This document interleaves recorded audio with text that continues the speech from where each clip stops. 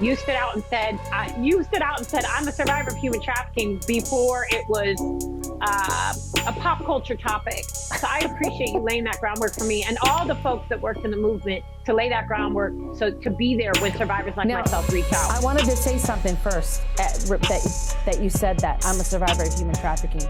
I did say that, but not till later. What I first said was, I'm an ex-prostitute, and I had a pimp, and everyone's like, and it's your fault. But we didn't have But Annie, we didn't have the language to put to it. We didn't have the language to put to it back then. I mean, this wasn't, this wasn't a conversation the way that it is now. I'm an ex-prostitute. We did not have the language to put to it then.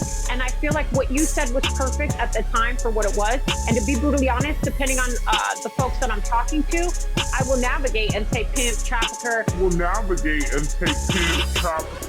It just depends.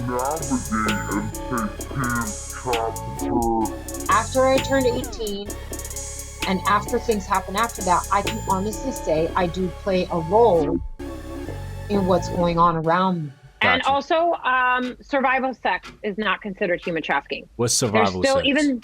Survival sex is that gray area between, let's talk about something funner after this. This is not my most fun. Hold on. You know what I mean? Let's kick it up a notch. No, we can talk about survival sex. I don't care about that. Listen, this is like water off a duck's back. I'm just tired of it, man. It's been a long week. We had the election this week. Let's talk about anything else. No, I'm just saying.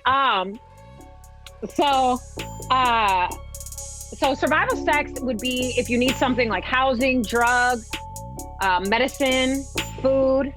You're selling sex to survive, but you don't necessarily have a pimp or a trafficker. Survival sex is not considered human trafficking. And there were moments where I could have chosen to handle things differently and I didn't. So although bad things happen to me, I am also capable of doing really horrible things. Yeah, I think we said it just right.